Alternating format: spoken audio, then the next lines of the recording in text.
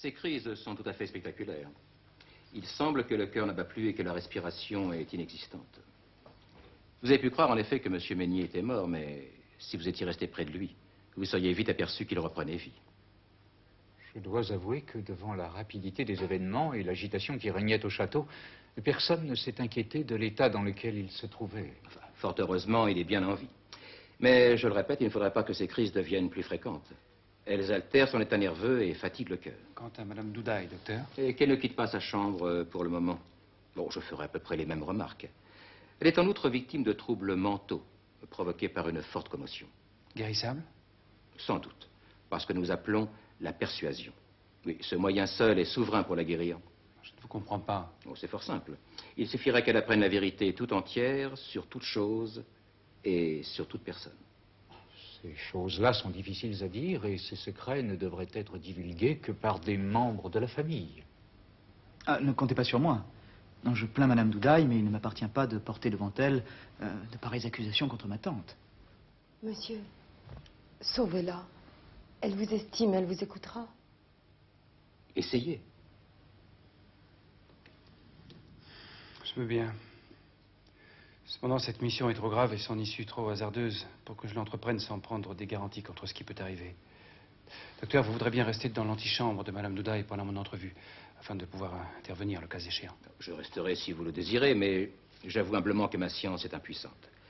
C'est à vous, maintenant, qu'il appartient d'agir avec toute votre délicatesse, si vous ne voulez pas que son état fléchisse vers la folie. Je désirerais plus. C'est que vous puissiez entendre ce que je lui dirai. Monsieur de Sommery et Victor voudront bien se joindre à vous. Quant à Monsieur de Cancel, je l'enverrai chercher. J'ai besoin de témoignages qui justifient de mes intentions si mon intervention provoquait un résultat fatal. Je me charge d'obtenir de Mme Doudaille l'entretien nécessaire. D'ailleurs, pour en atténuer les faits, je propose que sa fidèle servante assiste à cette conversation. Il faut éviter une certaine solennité qui pourrait alarmer la malade. Voulez-vous demain 9 h, monsieur? Demain 9 h.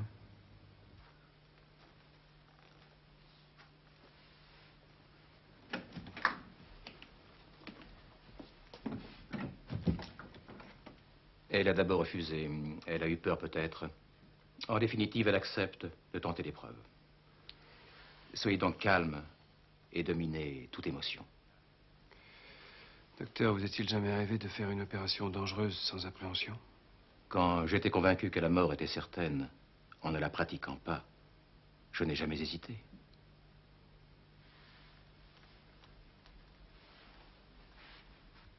On va ouvrir, Léontine. Il est bientôt pour vous ennuyer.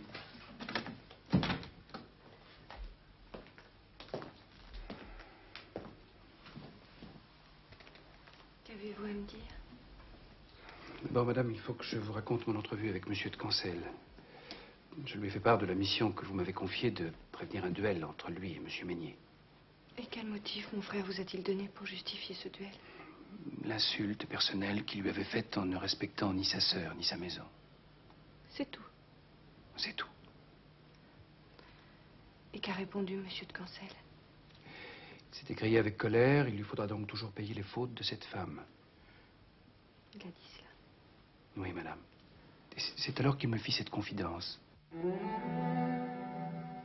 Voyez-vous, cette rupture qu'on me demande, ce n'est pas un sacrifice à l'amour, mais la délivrance bien désirée de la chaîne la plus odieuse que jamais homme ait portée. Si vous saviez ce que c'est que Madame Meignier, si vous pouviez savoir dans quel piège je suis tombé, par quel lien elle nous retient, vous seriez épouvanté de ce qui peut arriver. Vous n'oseriez imaginer une duplicité si patiente. Expliquez-vous. Vous souvenez-vous du mariage de Monsieur et Madame Meignier? Très bien, j'étais présent. Vous vous rappelez sans doute que pendant la cérémonie, un bruit sourd se fit entendre dans le bas-côté de l'église et que l'on parla d'un jeune homme qui s'y était évanoui. Parfaitement, oui. Ce jeune homme, c'était moi. Oh. J'ai été élevé avec Claire. Je l'aimais avec toute ma générosité d'adolescent. Et elle? Elle, disons qu'elle m'aima, avec le calcul cruel et impitoyable qu'elle met dans toutes ses actions. J'étais pauvre de Luc. Et son père me le fit sentir lorsque je demandais sa main. Je priais Claire de me garder pendant 1 an la parole qu'elle m'avait donnée 1000 fois de m'épouser, afin de conquérir une fortune. Et je m'embarquai pour la Nouvelle-Orléans. 1 an plus tard, lorsqu'elle apprit la modestie de la réussite de Cancel, Madame Meignier précipita son mariage avec votre frère, dont vous connaissez la richesse. Monsieur de Cancel demanda un nouveau délai pour doubler sa fortune insuffisante. On le lui refusa et il disparut. J'ignorais les antécédents de ce mariage. Depuis son enfance, vous le savez, votre frère avait ces troubles de santé qu'il subit encore aujourd'hui. Dès qu'elle en eut connaissance, et avant même de se marier, Madame Meignier consulta plusieurs médecins sur la gravité de cette affection. Pour savoir si elle était guérissable. Non. Pour savoir si elle était mortelle.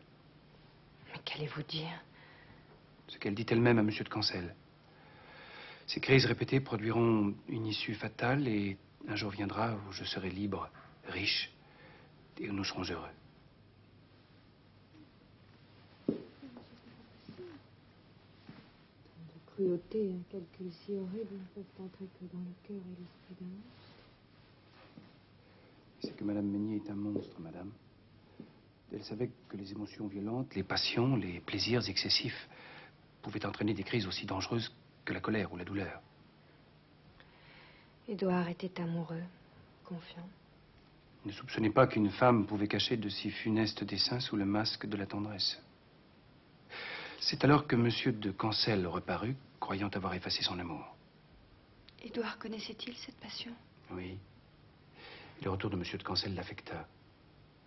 Avec une infernale coquetterie, elle réveilla dans ce cœur mal guéri un amour qui ne demandait qu'à s'éteindre.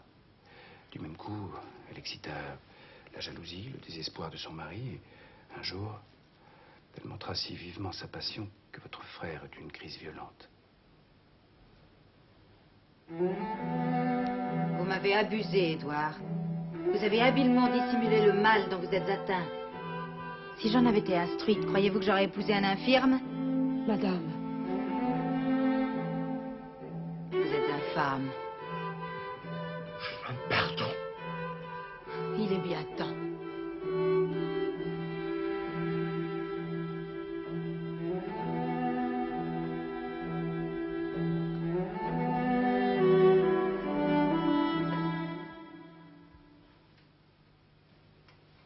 Mais comment est-ce possible? Cette liaison durait depuis plus d'1 an lorsque votre père vous fit quitter le pensionnat. Je me souviens du premier bal qu'il donna pour me présenter à ses amis. J'ai eu l'honneur d'y être invité. C'est à ce bal que je fis la connaissance de Monsieur de Cancel. Il souffrait alors horriblement de la chaîne qu'il portait. Il osa me dire qu'il m'aimait. Madame Meignier s'en est doutée dès le premier jour. Imaginez la rage de ce cœur dévoré par l'ambition et la jalousie. Vous plus belle qu'elle, aussi riche. Vous alliez lui enlever son amant. Je lisais avec surprise les lettres furtives qu'il m'envoyait. Et sûre de l'approbation de mon père, je répondais quelquefois à ces lettres chiffrées dont le mystère alors me paraissait extravagant. Et Monsieur de Cancel disparut. C'est alors qu'on vous présenta le marquis d'Oudaille. Et pour vous déterminer à épouser ce vieillard, on vous dit que Monsieur de Cancel s'était marié. Oui. Le marquis d'Oudaille était un homme dont nous étions fiers, madame. Une autre que vous n'aurait vu en lui qu'un vieillard solitaire et maladif, retiré dans son château, mais vous l'avez entouré d'un si tendre respect qu'il est mort en vous bénissant.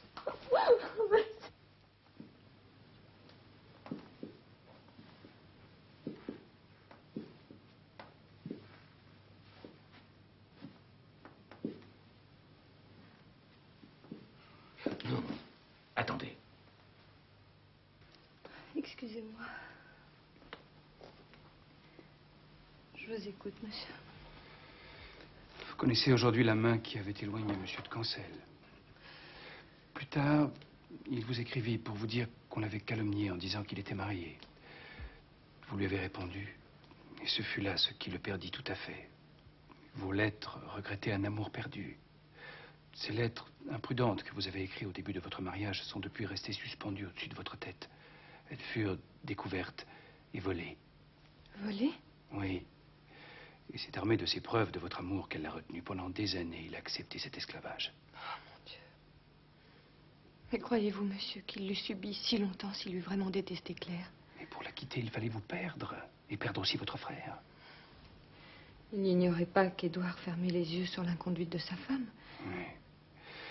Vous n'avez jamais osé aborder avec lui ce fatal sujet. Mais il a encore des doutes. Il a espéré que c'était pour vous seul que M. de Cancel était venu l'autre nuit. Il a cru que vous pourriez l'épouser. C'était enfin l'ordre, le repos, rentrer dans sa famille qu'il entrevoyait. Mais je ne crois pas, monsieur, que mon mariage présumé soit entré dans les projets de Claire. Et c'est pourquoi je voudrais savoir comment a-t-il pu écrire cette lettre qui a provoqué... Votre évanouissement. C'est que Madame Meignier venait d'accomplir avec sang-froid la ruse la plus diabolique. Entrer?